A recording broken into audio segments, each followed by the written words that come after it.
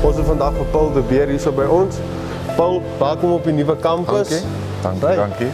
Vertel my 'n bietjie, wanneer het jy klaar gemaak by Soltech en hoe het jou paadjie van daar af vorentoe gegaan? Ja, so ek was by Soltech in 2014 het ek klaar gemaak en as die top student en toe ek van daar af Mercedes toe en ek is heiliglik daar, ek's nou daar vir amper 10 jaar. Paul, jy het ook onlangs deelgeneem aan 'n kompetisie by Mitsubishi en voor dit was jy ook in 'n hospitaal. Vertel my 'n bietjie van dit asseblief. Ja, die ding is, dit is die kompetisie in SA en hy bestaan uit 3 rondes uit. Ons was, ek dink, techniciste 130, waarby ons moes deur ronde 1, 2 en 3 gegaan het en ek het toe deurgegaan na ronde 3 toe waar dit die top 5 is. So geluk, fantasties.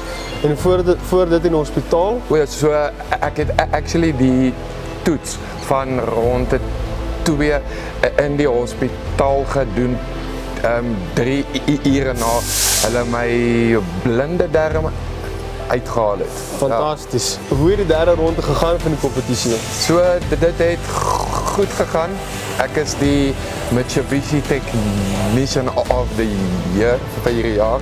En fantasties. Ja, dit het goed gegaan. Ja. En ek het die kans om in Januarie Suid-Afrika te verteenwoordig in Japan.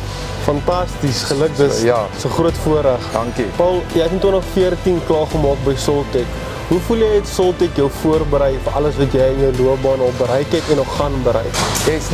Ek dink uiters awesome.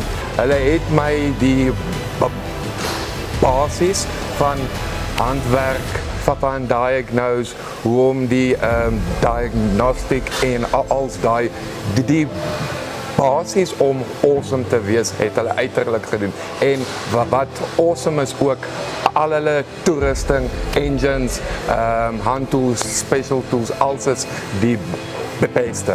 Ja. Fantasties, dankie Paul.